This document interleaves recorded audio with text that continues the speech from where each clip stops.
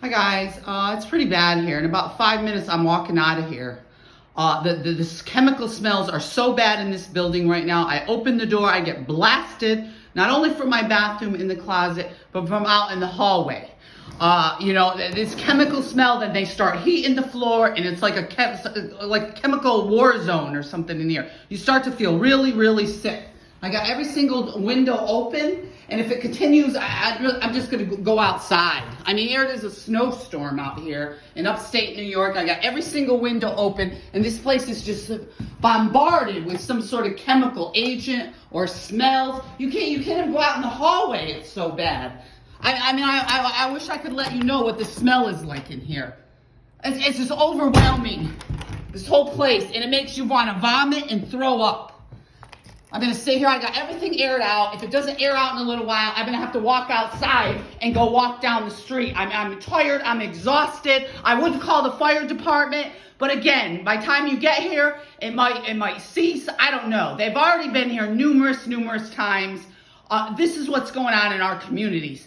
You know, if it's food, then open a window. This is not food. I've been a landlord for 20 years. I've had rentals. I've had apartments. I had my own home. This is not that. This is not like you burnt some food, or you overcooked pasta tonight, or whatever. This is like some sort of weird chemical smell. It starts pouring into the hallway. The heat gets turned up, and then the floor starts burning wherever I sit in the room, like somebody's following me around in the room, and then you're sick. You're either vomiting, or you got diarrhea, or your skin is burning in different spots.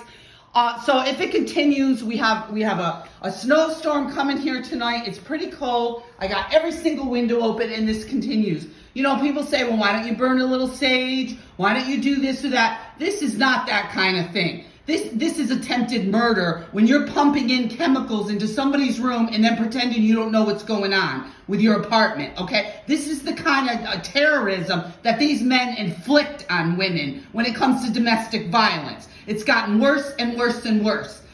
These people had to do this deliberately. You fall asleep, you wake up, you're gagging and choking on whatever they're pumping into the room. Whatever chemicals are coming up through the vents. They do this with the vents. They do it with the heat. They did it with their friends at the YWCA. You wake up and you're sick, and you have this horrible anxiety because you're under siege. You can't get away from it. It's not normal. A human being will naturally recoil from this kind of smell, from this kind of thing that's going on. You either want to evacuate, get out of the building, or get away from whatever's going on. Now, he told me his eyes or ears are here in the building. He lives in Long Island. He has men tasked with the responsibility that if the smoke alarm is ringing and it needs a battery, or the maintenance man needs to be called about something, or there's chemical smells in the hallway, then he needs to be notified, okay? So if somebody's tasked to do that, if another person calls repeatedly or calls the police department or fire department, that's not really their job. This is a maintenance person's job. And when you try to let the maintenance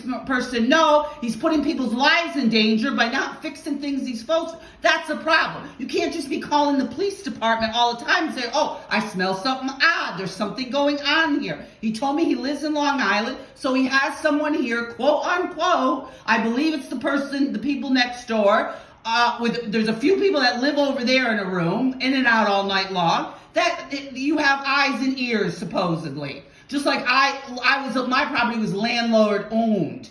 Ours were two-family, landlord lived in the building, so you wouldn't allow something like this. So if it is going on, and the landlord needs to be informed, you can't call the police and the fire department every time this goes on. But if it continues for the next half hour or so, I got everything aired out, I'm going to have to just walk down the street and maybe go get a coffee or something till this stops. Because this is so disgusting. I don't need to have major health.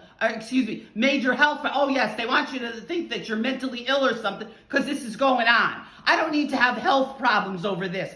It's really not worth it. I'm doing the best I can to find housing. There isn't a lot of housing here, and this is what these people continue to do here. I'll talk to you soon. Be safe. It is snowing out there. It's a little treacherous. It's supposed to be slick. I don't really feel like walking the streets at my age, at 60 years old, trying to find a safe place so I can sit. You know, that this is out of control. He has people here that supposedly look out for the building when he's in Long Island. I can't keep calling him saying the same old things or calling the police department or the fire department. Be safe.